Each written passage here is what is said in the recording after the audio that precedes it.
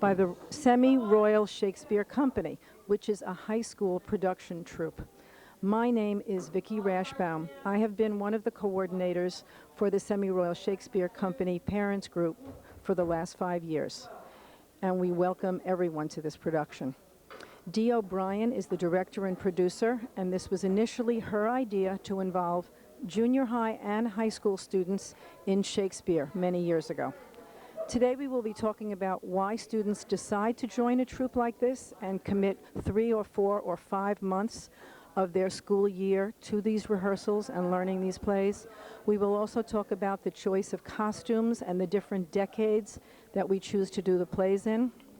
And we will also discuss the reason for using comedies primarily for these plays and the audience that we try to attract.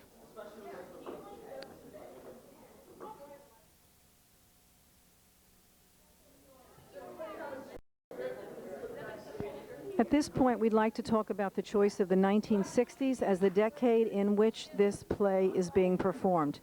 In order to do it in the 1960s, although the language stays strictly Shakespeare, traditional Elizabethan language, the costumes are representative of the 1960s. We rent these from SUNY Purchase, and we rent them from a wonderful costume factory in Yonkers.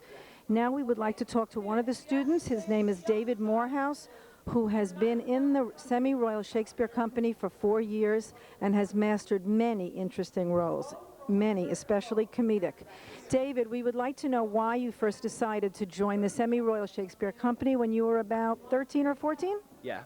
I was in Dee's 8th grade English class, and as a class, we studied Shakespeare and we did some skits ourselves, but the real motivator to do it myself was when we went to one of her productions of, I guess it was 5 years ago now, of Comedy of Errors, and we saw that and it was really great, and we thought it was really fun, and we wanted to do it. So. And who was in that production that you saw? Oh, Megan Nuringer, Joanna Hellman.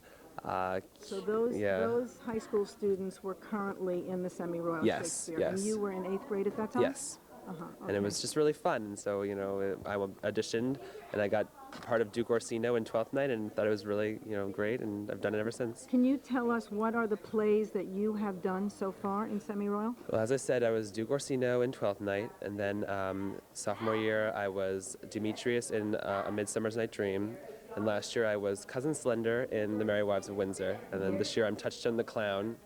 As you can tell from his costume. And it's As You Like It. So do you have any play that's your favorite, would you say, over all the years? I have no, I don't. There are probably good lines from each one. Oh yeah, definitely. Very memorable, even to now. One other thing, tell me about your relationship with the other members of the cast, especially the ones you've known for the longest. Well, in that 8th grade class was Susanna Czerkowski and Mandy Schweitzer, who are both in it now. We're kind of a Shakespeare clique. But and you are the senior members. We're the senior members, and with Jean-Michel Alperin. I think everyone, whether you're a senior or a freshman, it kind of brings everyone together. You get to, meet a lot of new people, different from my, clique of friends at school. It's really fun, it's so much fun. Aside from learning the lines of Shakespeare and what the play is all about, would you say you've learned anything from the other students in the cast? Oh yeah, I mean, certainly, over the years when I was a freshman, I learned so much from the older members, and, each year, you just kind of, take a lot of, the better acting and the skills and everything, and it's, and it becomes part of you, part of your acting mentality, and it's, so I definitely have learned so much. It's been great. Would you recommend this to 8th graders right now? Oh yes, do it, definitely do it. I mean, it's, only a certain number can be in, because it's a small company, but it's so great when you do it, and especially when you put on the performance, it just makes it all worthwhile. David, thank you so much. Thank you. We're really glad we were talking to you today. Okay, thanks. Okay, now we're going to see Dee O'Brien, who's the director and producer of As You Like It in this Shakespearean rehearsal. She is now showing some new cast members what to do in chorus. And what we will do is pan in on some of the inner workings of this rehearsal. Some of these students have never been on stage before.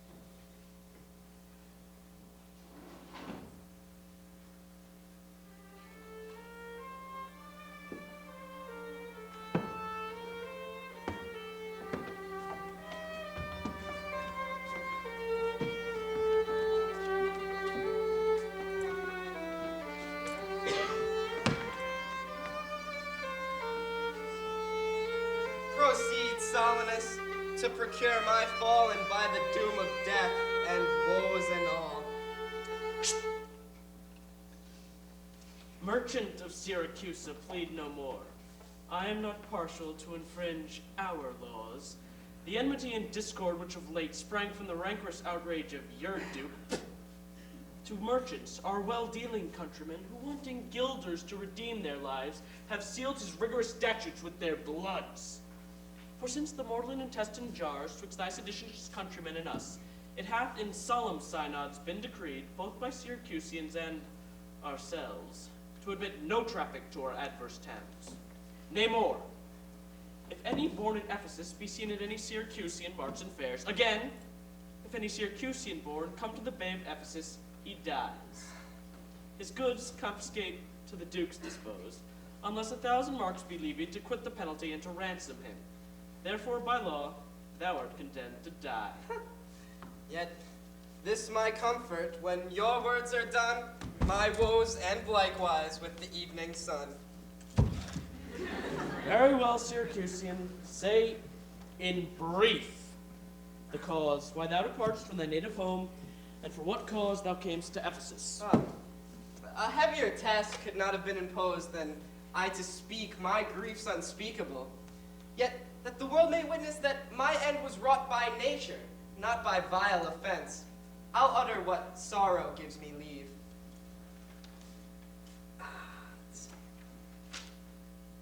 In Syracusa was I born and wed unto a woman, happy but for me, and by me too had not our hap been bad. With her I lived in joy, our wealth increased by prosperous voyages I often made to Epidamnum, till my factor's death and the great care of goods at random left drew me from kind embracements of my spouse, from whom my absence was not 6 months old, for herself, almost at fainting under the pleasing punishment that women bear, had made provision for her following me, and soon and safe arrived where I was. There, had she not been long, she became the joyful mother of 2 goodly sons, and, which was strange, the one so like the other as could not be distinguishable but by names. That very hour, in the selfsame inn, a meaner woman was delivered of such a burden, male twins, both alike. Those, for their parents were exceeding poor, I bought and brought up to attend my sons. My wife, not meanly proud of 2 such boys, made daily motion for our home return. Unwillingly, I agreed.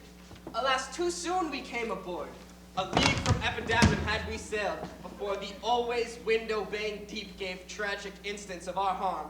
But longer did we not retain much hope, for what obscured light the heavens did grant, did but convey unto our fearful minds a warrant of immediate death, which though myself gladly would have embraced, yet the incessant weepings of my wife, weeping for what she saw must come, the piteous plainings of the pretty babes that mourned for fashion, ignorant what to fear, forced me to seek delays for them and me. And this it was, for other means was none. The sailors sought for safety by our boat, and left the ship, then sinking right to us. My wife, more careful for the latter born, had fastened him unto a small spare mast, such as seafaring men provide for storms. To him, one of the other twins was bound, whilst I had been like heedful of the other. The children thus disposed, my wife and I, fixing our eyes on whom our care was fixed, fastened ourselves at either end of the mast, and floating straight, obedient to the stream, was carried towards Corinth, as we thought. At length, the sun, gazing upon the earth, dispersed those vapors that offended us, and by the benefit of his wished light, the seas waxed calm. And we discovered 2 ships from afar, making a main to us, of Corinth this, of Epidaurus that, but ere they came, oh, let me say no more. Gather the sequel that which went before. Nay, forward, old man, do not break off so, for we may pity, though not pardon thee. Oh, had the gods done so! For ere the ships could not meet by twice 5 leagues when we were encountered by a mighty rock. And thus, being violently borne upon, our helpful ship was splitted in the midst, so that in this unjust divorce of us, fortune had left to both of us alike what to delight in and what to sorrow for. Her part, poor soul, seeing as burdened with lesser weight but not with lesser woe, was carried with more speed before the wind, and in our sight were taken up by fishermen of Corinth, as we thought. At length, another ship had seized on us, and gave healthful welcome to their shipwrecked guests, and would have wrecked the fishes of their prey had not their bark been very slow of sail. So, homeward, therefore, did they bend their course. Thus have you heard me, severed from my bliss. By mishaps my life prolonged to tell sad stories of my own misfortune. And for the sake of them thou sorrowest for, do me the favor to dilate it full what hath befallen of them in thee till now. My youngest boy, and yet my eldest care, at 18 years became inquisitive after his brother, and importuned me that his attendant, so his case was like, reft of his brother, but retained his name, might bear him company in the quest of him, whom whilst I labored of a love to see, I hazarded the loss of whom I loved. 5 summers have I spent in farthest Greece, roaming clean through the bounds of Asia, and coasting homeward, came to Ephesus. Hopeless to find, yet loath to leave any or that any place that harbors men. But here must end the story of my life, and happy were I in my timeless death that all my travels could warrant me they live. Hapless Aegean, whom the fates have marked to bear the extremity of dire mishap. Now trust me, were it not against our laws, against my crown, my oath, my dignity, which princes would they may not disannul, my soul should sue as advocate for thee. But though thou art adjudged to the death, and past sentence may not be recalled, but to our honor's great disparagement, yet I will favor thee in what I can. I'll limit thee this day. Go, try all the friends thou hast in Ephesus. Beg thou or borrow to make up the sum and live. If no, then thou art doomed to die. Jailer, take him to custody. Ha ha! I will, my lord. Hopeless and helpless doth Aegean wend, but to procrastinate his lifeless end.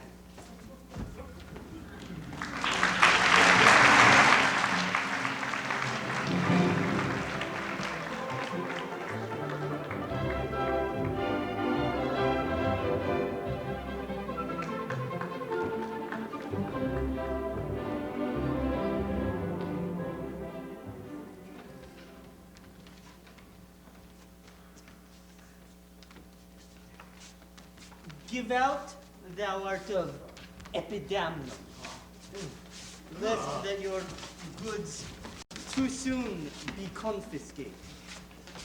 This very day, a Syracusian merchant is apprehended for arrival here, and not being able to buy out his life, according to the laws and statutes of the town, dies ere the weary sun set in the set in the west. Here is your money that I had to keep. Go, bear it to the centaur, and stay there, Dromio, till I come to thee. Within this hour it will be dinner time. Till then I'll view the manners of the town, peruse the traders, gaze upon the buildings, and then return and sleep within mine inn. For with long travel, I am stiff and weary. Get thee away.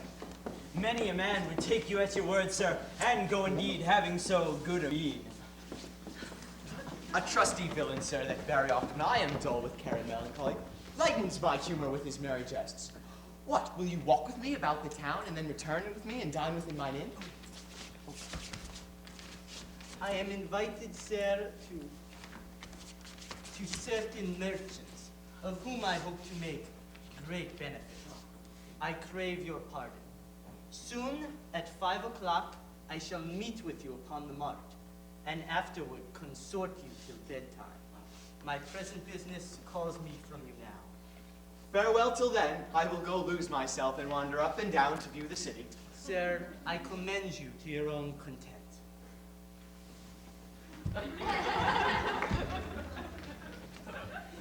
He that commends me to mine own content commends me to the thing I cannot get. I to the world am like a drop of water that in the ocean seeks another drop, who, falling there to find his fellow form, unseen, inquisitive, confounds himself. So I, to find a mother and a brother, in quest of them, unhappy, lose myself.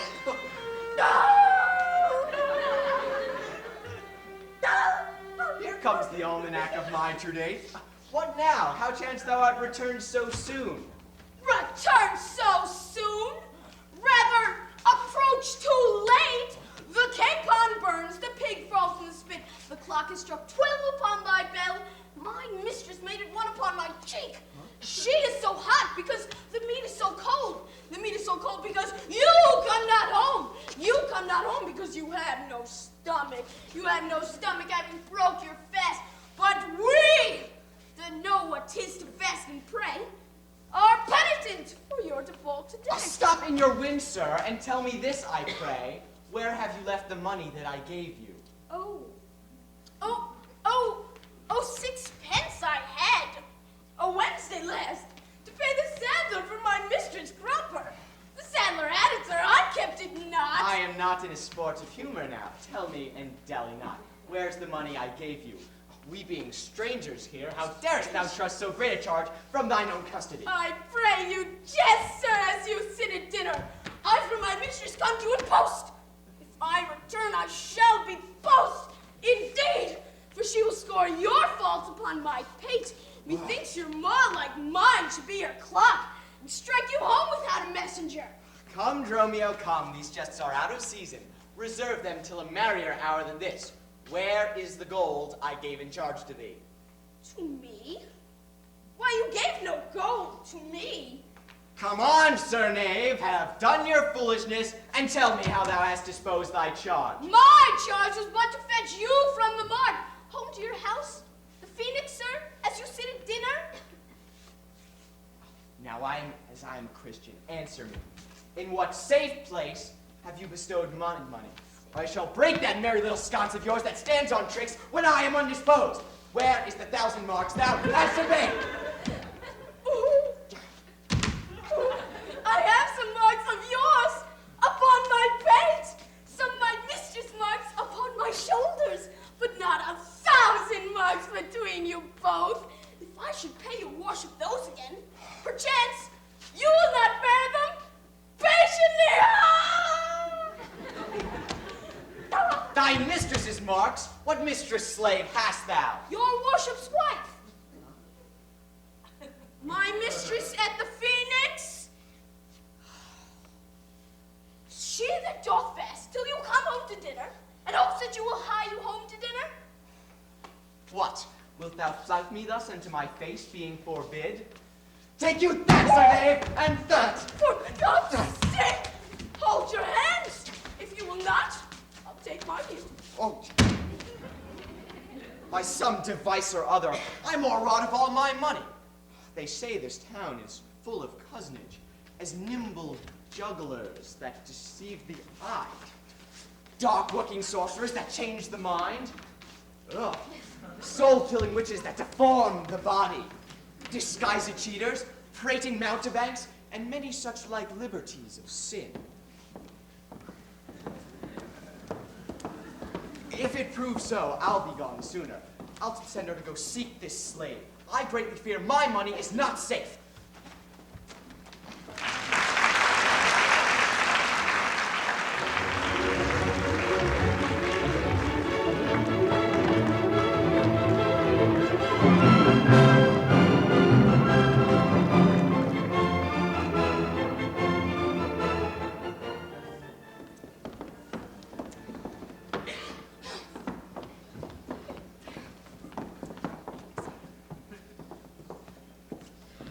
Neither my husband nor the slave return that in such haste I sent to seek his master.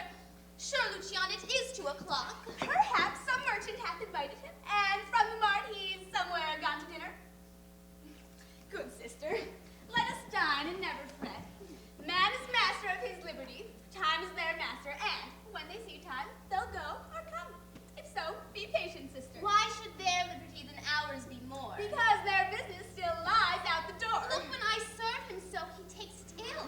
No, you are the bridle of his will. There's none but asses will be bridled so. Why?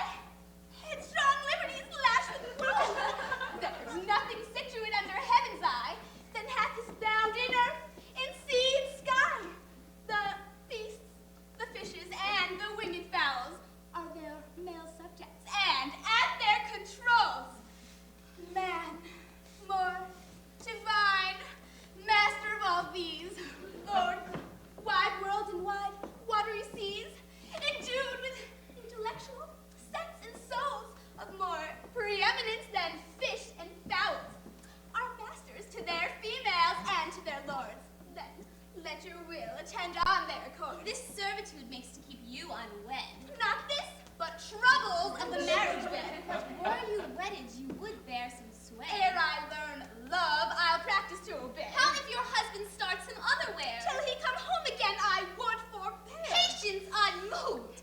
No marvel though she pause. They can be meek that have no other cause. A wretched soul, bruised with adversity, we bid thee quiet when we hear it cry.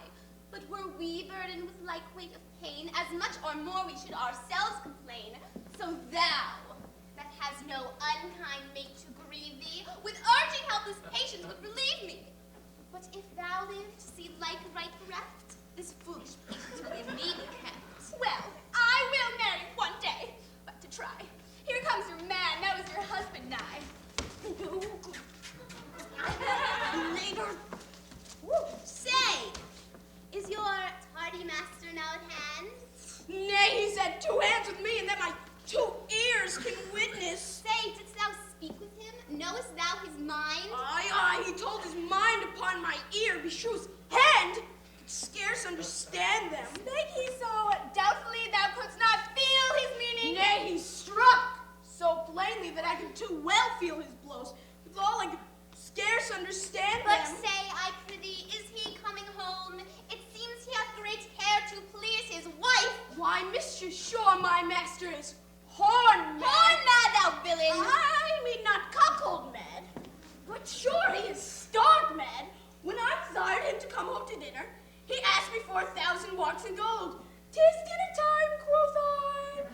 My gold, quoth he. Your meat doth burn, quoth I. My gold, quoth he. Will you come, quoth I. My gold, quoth he. Your dinner, sir, quoth I. Where is the 1,000 marks I gave thee, villain? My mistress, sir, quoth I. I know, out on thy mistress. Quoth who? Quoth my master. I know no wife and no mistress. So that my errand, due to my tongue, I did thank him. For in conclusion, he did bid me there. Go back again, thou slave, and fetch him home.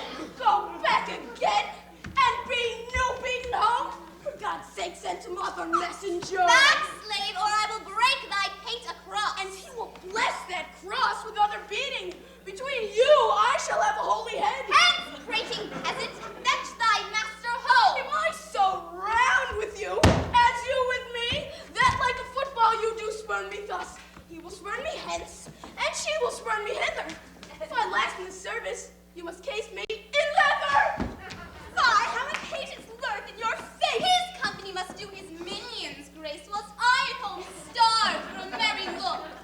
Hath homely age the alluring beauty took from my poor cheek? Then he hath wasted it. On my discourse is dull, barren my wit.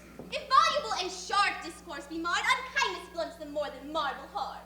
To their gay vestments his affection baits. That's not my fault, he's master of my state. What ruins can be found in me by him not ruined? Then he is the ground of my defeatures. My decayed fair, sunny look appears would soon repair, but too unruly dear he breaks the pale and feeds from home. Poor, I am but his stale, self-harming jealousy, fie, cheated heads, unfeeling fools can with such wrongs dispense. I know I does homage otherwhere, or else what lets it but that he would be here. Sister, you know he promised me a chain, with that alone of love he would detain and keep fair quarter with his bed. I see. The jewel, best enamored, will lose his beauty, yet the gold bites still that others touch, and often touching will wear gold, yet no man that hath a name by falsehood and corruption doth it shame. Since that, my beauty, cannot please his eye, I'll weep what's left away, and weeping, die. How many fine fools serve mad jealousy?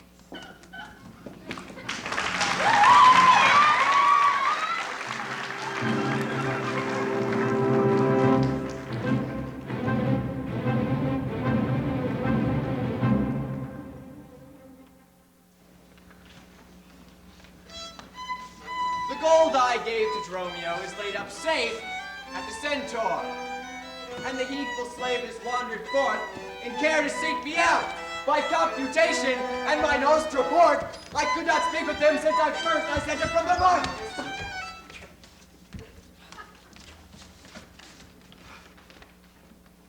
Ah, see, here he comes.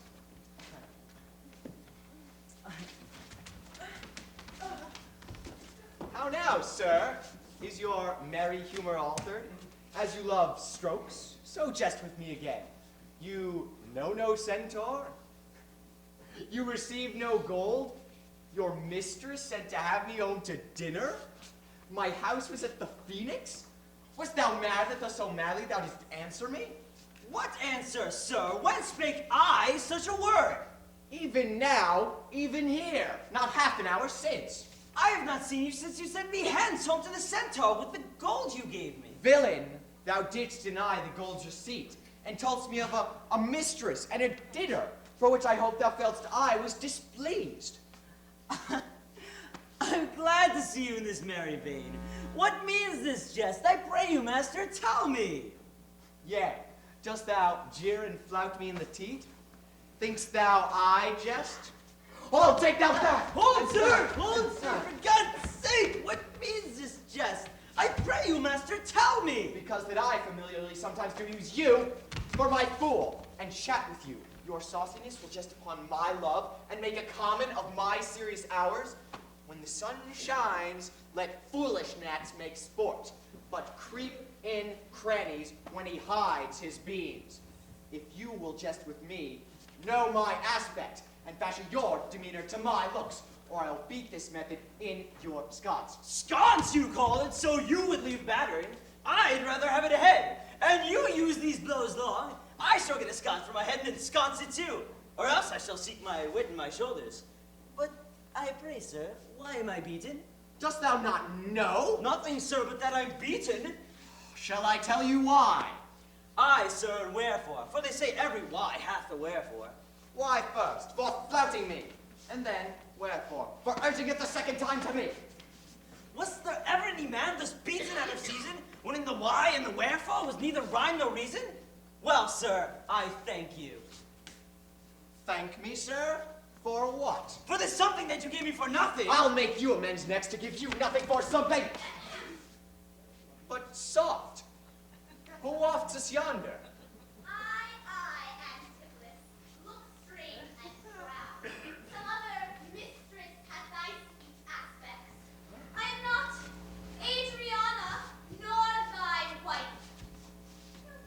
The time was once when thou, unurged was thou, that never words were music to thine ear, that never object pleasing to thine eye, that never touch well welcome to your hand, that never meat sweet savored in your taste, unless I looked, or touched, or spoke, or carved to thee. How comes it now, my husband? Oh, how comes it now that thou art then estranged from thyself? Oh, do not tear thyself away from me.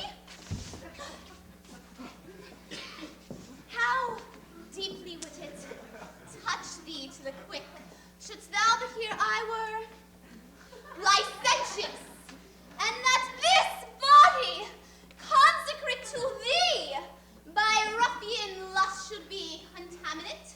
Wouldst thou not spit at me, and spurn at me, and hurl the name of husband in my face, and tear the stained skin from off my harlot brow, and from my false hand cut the wedding ring and break it with a deep divorcing vow? I know thou canst, and therefore see thou do it. I am possessed with an adulterate blood. My blood is mingled with the crime of lust. For if we two be one, and thou playest false, I do digest the poison of thy flesh, being strumpeted by your contagion. Keep then fair league and truce with thy true bed. I live to stay now, undishonored. Plead you to me, fair dame? I know you not. In Ephesus I am but 2 hours old, as strange unto your town as to your talk. Who, every word by all my wit being scanned, wants wit in all one word to understand. Fie, brother, have a world of peace with you! Where were you wont to use my sister thus? She sent for you, fine Dromio, home for dinner! By Dromio? By me? By me! And this thou didst return from him, that he did buffet thee, and in his blows denied my house for his, me for his wife! Did you converse, sir, with this gentlewoman? What is the drifted course of your compact? I, sir? I never saw it all this time. Villain, thou liest, for even her very words didst thou deliver to me on the mart. I never spake with her in all my life. How can she then thus call us by our name, unless it be by inspiration? How ill agrees it with your gravity to counterfeit thus grossly with your slave, abetting him to thwart me in my mood. Be it my wrong, you are for me exempt, but wrong not that wrong with a more contempt. Come, I will fasten on this sleeve of thine. Thou art an elm, my husband, I, a vine. She speaks to me. She moves me for her theme. What, was I married to her in my dream? Or sleep I now and think I know? What errors drive our rising years amiss? Until I know this sure uncertainty, I'll entertain the offered fallacy. Dromio, go bid the servants spread for dinner. Oh, for my beads, I cross me for a sinner. This is the fairyland, no spite of spite. We talk with goblins, owls, and sprites. If we obey them not, this will ensue. They'll suck our breath, our pictures black and blue. Romeo, why press thou to yourself and answerest not? Dromio, thou snail, thy slut, thy sot! I am transformed, master, am I not? I think thou art in mind, and so am I. Nay, master, both in mind and in my shape. Thou hast thine own form. No, I am an ape. If thou art transformed to what, 'tis to an ass! 'Tis true, she rides me, and I long for grass.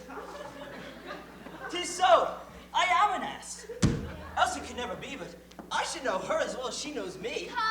Come, no longer will I be the fool to put the finger in the eye and weep, whilst man and master laugh my woes to scorn. Come, sir, to dinner. Dromio, keep the gate. Husband, I'll dine above with you today, and shrive you of 1,000 isle apprentice. Sirrah, if any ask for your master, say he dines forth, and let no creature enter.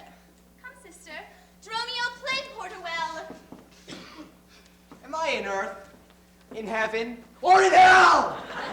Sleeping or waking, mad or well advised, known unto these, and to myself disguised. I'll say as they say, and persevere so, and in this misdeed, all adventures go.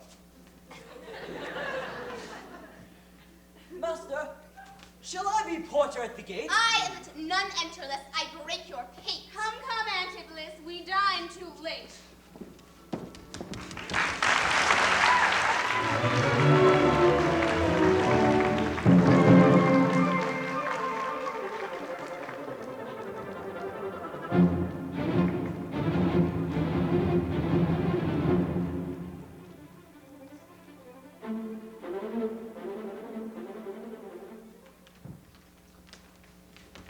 Good Signor Angelo, you must excuse us all. My wife is shrewish when I keep not hours. Say that I lingered at your shop to see the making of her necklace, and that you will bring it home tomorrow. But here's a villain that would face me down. He met me on the mart, and that I beat him and charged him with 1,000 marks in gold. And I did deny my wife in house. Thou drunkard thou, what didst thou mean by this? Say what you will, sir, but I know what I know. That you beat me at the mart. I have your hand to show. If your skin were parchment, and the blows you gave were ink, your own handwriting would tell you what I think. I think thou art an ass! Marry, so it doth appear. By the wrongs I suffered, the blows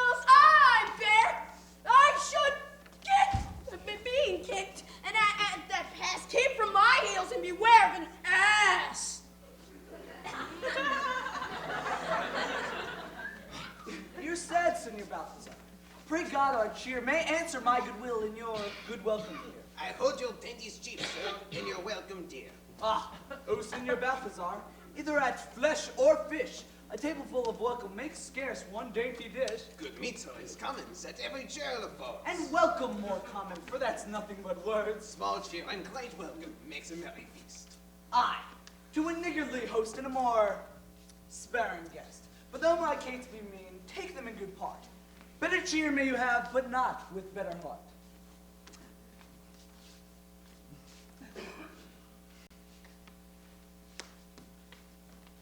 What salt! My door is locked! Do bid them not to sing. Maud, Bridget, Marion, Cicely, Gin. Oh, Gin? Oh, Gin?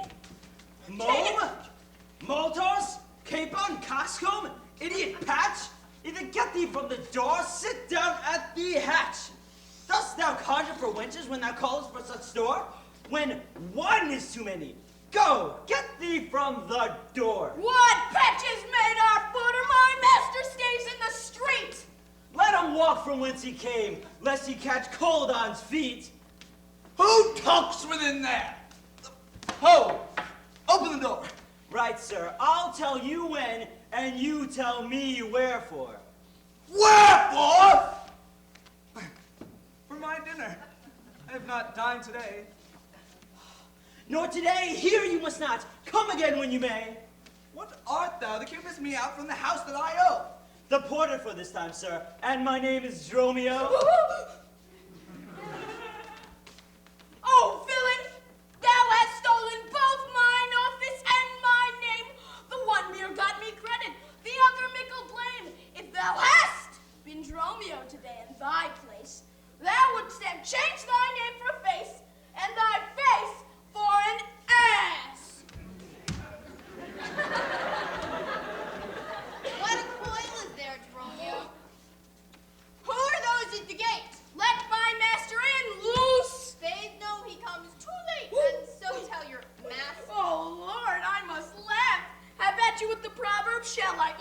Set in my staff? Have at you with another, which is when, can you tell? You minion, you! You'll let us in, I trow. I thought to have asked you. And you said no. So come help us. Well struck. There was blow for blow. Thou baggage, let me in. Can you tell for whose sake? Master, knock the door hard. Let him knock till it aches.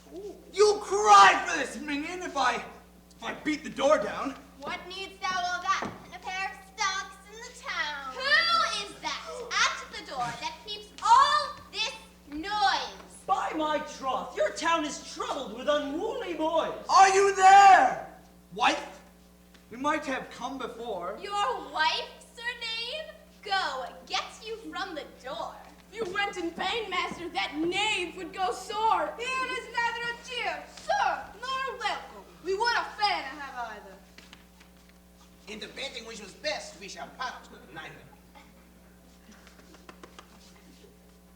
Master, they stand at the door.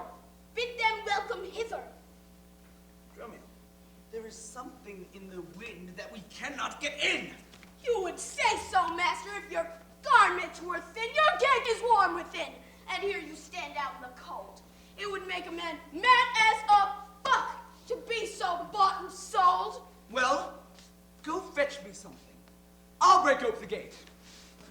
Break any brick in here, and I'll break your knave's pate. A man may break a word with you, sir. I and words of but wind. I am breaking in your face, so he not break it behind. Oh, it seems thou wants breaking out upon thee hind. Here's too much out upon thee. I pray thee, let me in. Aye, when fowls have no feather and fish have no fin. Well, I'll break you.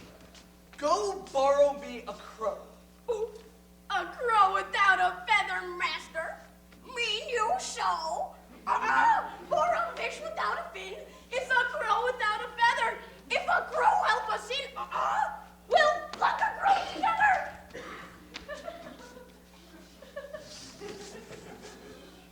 Go fetch me an iron crow. An iron crow. Patience, sir. Oh, let it not be so. Herein, you war against your reputation, and war within the compass of suspect the unviolated honor of your wife. Once this, your long experience of her wisdom, her sober virtue, years in honesty, plead on her part some cause to you unknown. And doubt not, sir, but she will well excuse why at this time the doors are made against you. Be ruled by me. Depart in patience, and let us to the tiger or to dinner. And about evening, come yourself alone to know the reason of this strange restraint.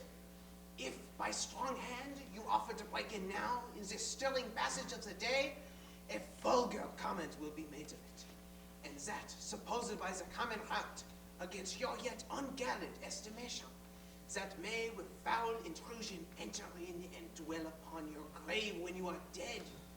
For slander lives upon succession, forever house it where it gets its possession. Ah, you have prevailed. I will depart in quiet. And in despite of mirth mean to be merry, I know a wench of excellent discourse. Pretty, wild and yet too gentle. To her we will dine, this woman that I mean. My wife, but I protest without desert, has oftentimes upbraided me withal. Go, get thee gone and fetch the chain. By this I note is made. Bring it, I pray you, to the porpentine. For there's the house, this chain I will bestow among my hostess there, if for nothing but to spite my wife. Oh, good sir, make haste. Since mine own doors refuse to entertain me, I'll knock somewhere else to see if they'll disdain me. I'll beat you out of that place. Somehow or other. Ah, do so. This jest shall cost me some expense. Oh, why, hello.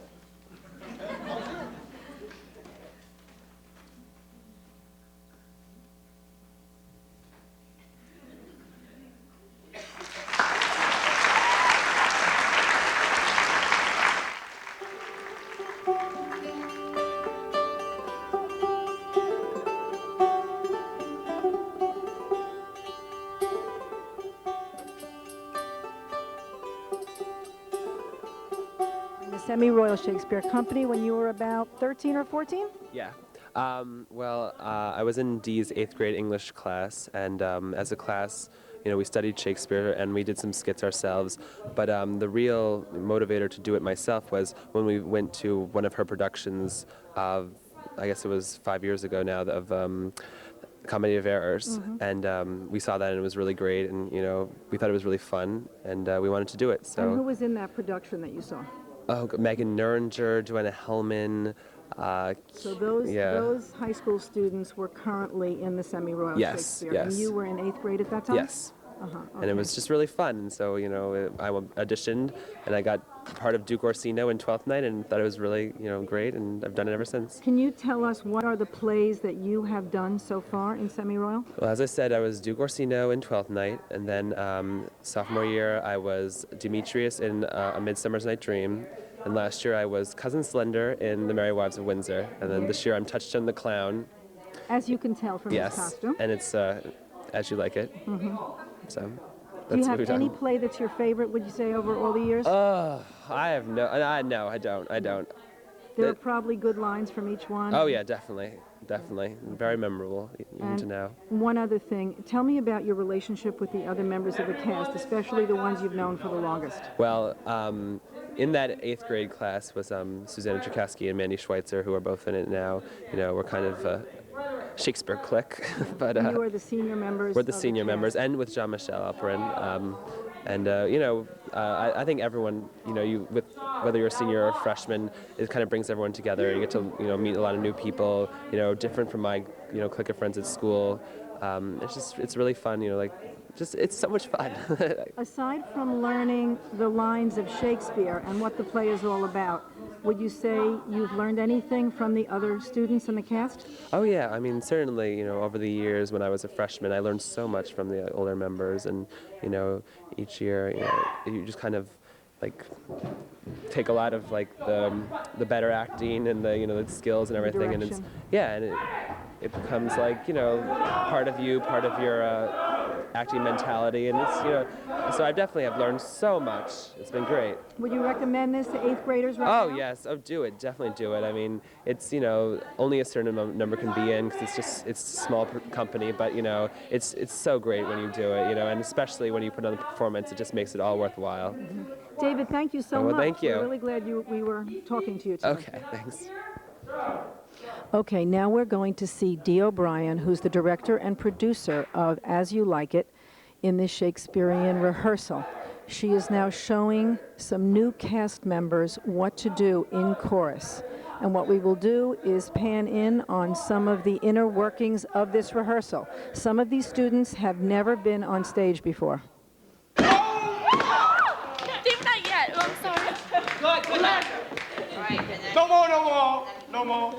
No, wait, I gotta get them off. So keep going. I beseech your grace, I am not yet well breathed.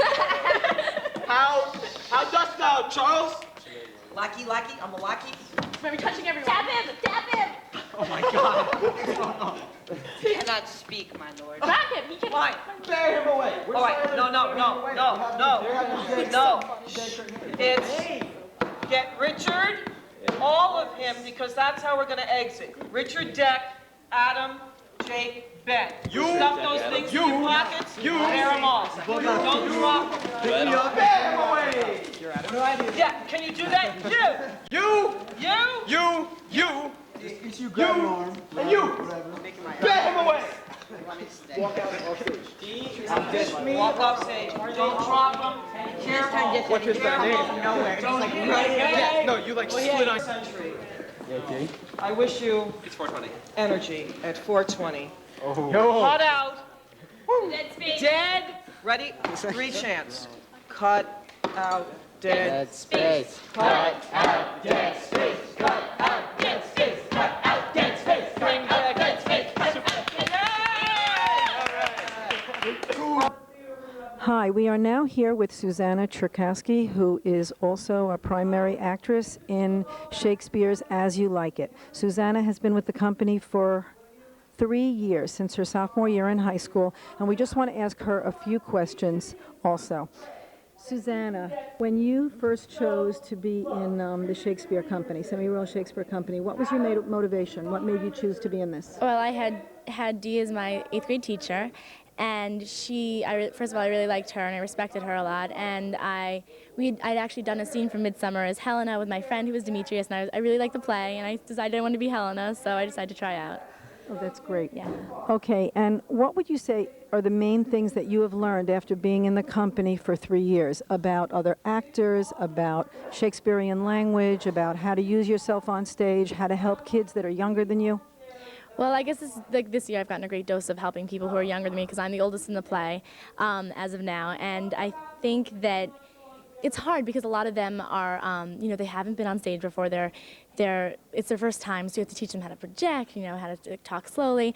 And as far as Shakespeare goes, the language has become so much easier as the years have gone on. I think my vocabulary has grown a great deal, and I think I've sort of begun to understand, understand the iambic pentameter and the whole completion of the Shakespeare sentences better. So. That's great. I heard you the other day giving some advice to other students in the circle about how they should speak and how they should use themselves on stage. Do you remember some key things that you'd said that day or that you normally tell to other people? Well, definitely, I think the most important thing about being on this stage is projection, because if people aren't going to hear what you're saying, then it's not going to mean anything to them. So definitely diction, projection, and I guess just sort of opening up, stage presence. You sort of have to, you can't turn your back to the audience. I guess just sort of simple things that basically everyone has to learn when they come into the theater. I also heard Susanna talking with the others about their body language and how to use physical language to express what is often hard to understand, because Shakespearean language is difficult to understand. Can you tell us something about that? Well, yeah, I think that because so much of it is going to go over the audience's head, which is it's too bad, but it's really what happens about 50%, I'd say. So I think what's really important is that the actors learn to take their to use their physical comedy, to use their physical actions to relate with other people, to express it to the audience in a way that they'll understand it. Because you have to remember that a great deal of our audience is younger children who don't have the vocabulary, don't have the understanding of the complicated plots. So physical comedy and physical touching, all that stuff is really important. Okay, thank you, Susanna, so much for taking the time out from rehearsal to talk with us. Thank you for joining us for the first segment in which we spoke to some students of the Semi-Royal Shakespeare Company during this rehearsal. Hope you enjoy the show.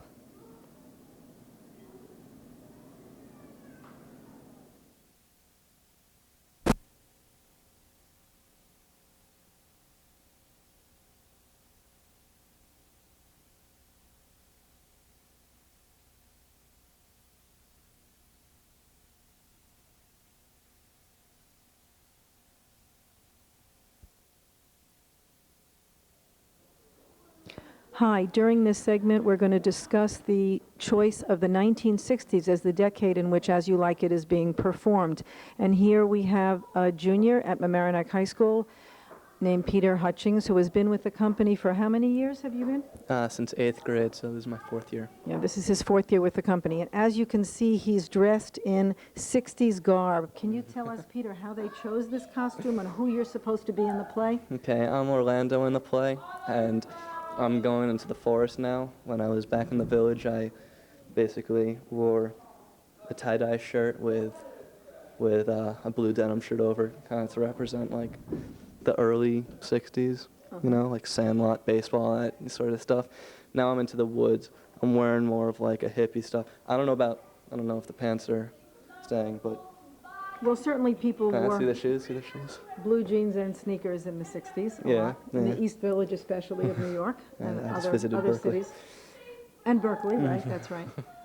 Could you just tell us about your part a little bit in this play? I am Orlando, and when the play starts off, I'm an oppressed younger brother. Basically, when my father died, he left me in his will money, which I never got because my older brothers kept it from me. You know, so basically I get like really angry. I get into this fight with this wrestler in which I throw him, and because of who my father was, I don't get the money. So I get really angry and I run into the woods after I've met my true love now, Rosalind, Susanna Tchaikovsky.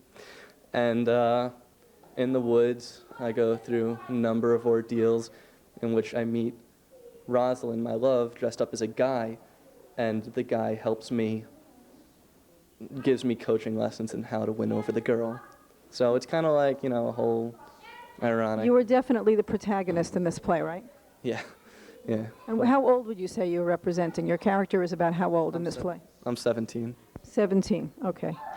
Peter has been with the company and played in various other roles and had many different costumes. Can you tell us some of the other plays you were in? In 8th grade, in Scenes from Shakespeare, I was Demetrius in Midsummer. I was Lysander in Midsummer the next year in the full play. He's speaking about Midsummer Night's Dream for those of you who may not be that familiar with Shakespeare. And what else? What And other part? I was Page last year in Merry Wives of Windsor. Which was a very funny play. Thank you, Peter. I know you have to get back on stage. They're calling you right now. Thanks for this interview.